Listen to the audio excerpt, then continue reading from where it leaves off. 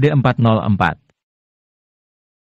Melihat paman ketiga, Jensen tahu bahwa Jessica telah menyembunyikan banyak hal, dia langsung mengatakan hubungannya dengan Elena. Jessica gadis itu, ternyata dia tidak mengatakan hal ini. Setelah beberapa waktu, wajah laki menjadi serius dan dia berkata dengan marah, bukankah yang dilakukan Jessica adalah memisahkan pasangan ini? Meskipun Elena dibesarkan di keluarga biasa, tapi dia juga berhubungan darah. Bisa-bisanya dia memperlakukan adiknya seperti ini? Plak. Ketika dia mengatakan ini, dia tiba-tiba menampar pegangan kursi. Dengan melihatnya seperti ini, Jensen tahu bahwa paman ketiga berada di pihaknya, itu bagus. Bisa dibilang dia punya pendukung di keluarga Miller. Jessica sekarang sudah menjadi penanggung jawab keluarga. Ketika kakak pertamamu pergi dia berkata, Jessica lah yang akan membuat keputusan di keluarga Miller. Apa gunanya kamu marah? Stella tidak impulsif seperti Laki. Laki mengerutkan kening, memang, sekarang bukan dia lagi yang mengatur di rumah ini, dia tidak bisa mengubah apapun. Sebenarnya, tujuan kedatanganku ke sini adalah untuk melihat Elena dan aku harap paman ketiga bisa membantu, kata Jensen. Ini bukan masalah besar, tapi kamu tetap harus berhati-hati. Jessica yang bertanggung jawab sekarang. Dia memiliki kewenangan yang lebih besar daripadaku. Kata Laki menjelaskan, keluarga bangsawan berbeda dengan keluarga biasa. Kekeluargaan di sini lemah dan menghargai kepentingan. Anak-anak keluarga Miller yang ingin memiliki jabatan. Mereka juga mengandalkan prestasi. Jessica gadis itu walaupun agak sombong, tetapi kemampuannya bagus. Karena itulah dia yang menentukan keputusan di keluarga Miller. Jika dia menemukanmu, semuanya akan sangat merepotkan. Jensen tidak menyangka keluarga bangsawan sangatlah rumit. Tetapi dia merasa lega keluarga Miller memiliki posisi yang tinggi. Siapapun pasti ingin mengontrol hak ini. Seiring waktu, hal itu secara alami menyebabkan hubungan kekeluargaan melemah. Elena juga sangat kasihan. Dia tidak dirawat oleh keluarga Miller sejak dia masih kecil. Walaupun sekarang dia dianggap oleh keluarga Miller, tapi dia tidak bisa bertindak sesuai keinginannya. Dia dikendalikan oleh keluarga Miller. Berbicara tentang Elena, Laki menghela napas lagi. Meski ia dan Elena baru bertemu satu kali, ia tetap sangat bersimpati dengan Elena. Bagaimanapun, Elena telah menemukan suami yang baik. Dari kota Asmenia sampai ke kota ibu kota, bahkan menyelinap untuk masuk rumah ke keluarga Miller. Hebat, menantumu ini, walau keluarga Miller tidak menganggapmu, tetapi aku akan menganggapmu. Aku hanya berharap nantinya kamu bisa memperlakukan Elena dengan lebih baik lagi dan jangan biarkan dia menderita. Laki memiliki latar belakang tentara, tetapi dia memiliki sifat yang ceria dan dia bisa membedakan antara cinta dan kebencian. Hanya saja dia sulit didekati jika tidak begitu kenal. Tenang saja. Selama hidupku, aku tidak akan pernah mengecewakan Elena. Jensen mengangguk. Stella, bawa Jensen untuk bertemu dengan Elena. Ingat, jangan sampai ketahuan, kata Laki menambahkan. Terima kasih paman. Jensen buru-buru mengucapkan terima kasih. Laki langsung tersenyum masam, kamu ini, pandai mendekati orang. Baru ketemu sekali, sudah langsung memanggilku paman ketiga. Jensen tersenyum canggung. Stella kembali dan membawa satu set pakaian untuk dikenakan Jensen dan berkata kepadanya, Jensen, jika kamu ketahuan, jangan melawan atau kamu akan dibunuh sebagai mata-mata. Apapun yang terjadi, pamanmu akan membantumu. Terima kasih bibi ketiga. Jensen buru-buru menjawab. Stella tiba-tiba merasa aneh dan hatinya mengatakan bahwa anak ini mempunyai keberanian dan kepercayaan diri juga. Keduanya meninggalkan halaman kecil itu dan berjalan di sepanjang koridor keluarga Miller. Dalam perjalanan, mereka bertemu dengan tim penjaga. Namun, karena Stella, mereka tidak mencurigai Jensen. Setelah memasuki sisi lain halaman, Jensen juga melihat banyak tentara. Kekuatan mereka sepertinya tidak lemah.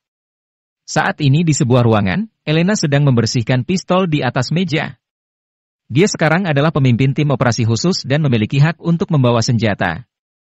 Kakak ketiga, apakah ibu kota menyenangkan? Apakah lebih indah dari Asmenia? Ada juga seorang wanita berusia 20 tahun di ruangan itu.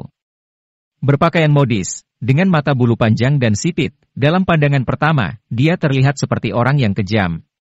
Dan dia adalah sepupu Elena, Sylvia Miller. Lumayan. Elena dengan malas menjawab, walaupun dia diperlakukan seperti seorang anak. Tapi setelah masuk keluarga Miller, dia masih bisa merasakan banyak permusuhan. Dia menebak itulah alasan mengapa keluarga bangsawan sedalam laut. Hehe, kakak ketiga tidak familiar dengan ibu kota. Kalau kamu ingin pergi keluar, katakan saja padaku, aku akan mengantarmu ke sana. Dan telepon aku kalau kamu ingin membeli sesuatu. Kamu baru di sini dan kamu tidak punya banyak uang. Kata Sylvia menambahkan, matanya penuh dengan penghinaan. Dia bisa mendeteksi pakaian Elena hanya pakaian seharga 2.000 yuan, sangat memalukan. Keluarga Miller adalah keluarga bangsawan, baik dalam hal politik maupun bisnis semuanya ada. Keluarga mereka kaya, pakaian yang mereka pakai mulai dari 10.000 yuan.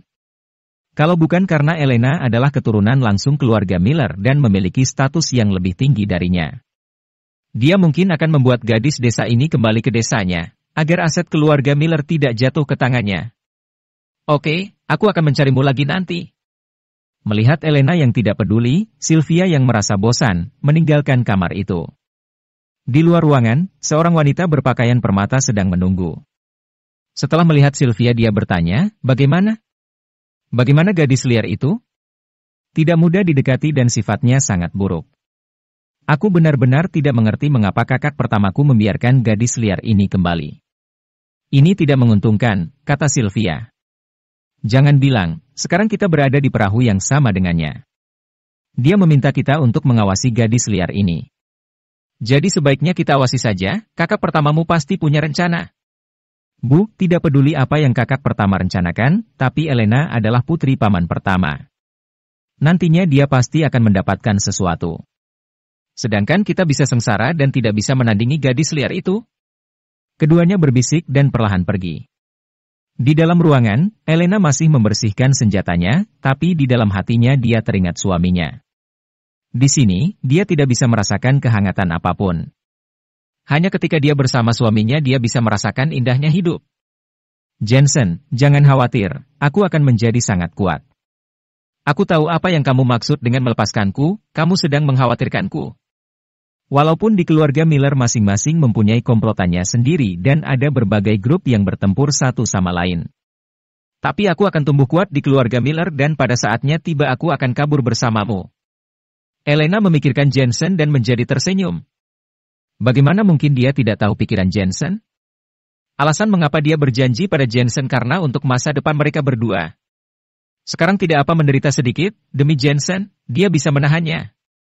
Elena, apakah kamu di dalam? Saat ini, ada suara ketukan pintu. Elena buru-buru membuka pintu. Ketika dia melihat Stella, dia berkata, bibi ketiga. Saat ini, Elena sudah bertemu semua kerabatnya kecuali ayahnya dan tokoh besar lainnya. Jadi dia tahu siapa Stella, tetapi dia tidak begitu mengenal bibi ketiganya. Apa kamu sudah merasa nyaman tinggal di sini? Stella bertanya sambil tersenyum. Elena tahu bahwa internal keluarga Miller sangat kacau dan banyak orang yang memusuhinya. Dia tidak tahu apa yang sedang dilakukan Stella. Dia tersenyum dan berkata, lumayan. Baguslah, jika ada keinginan, maka katakan saja kepada bibi ketiga, jangan sungkan.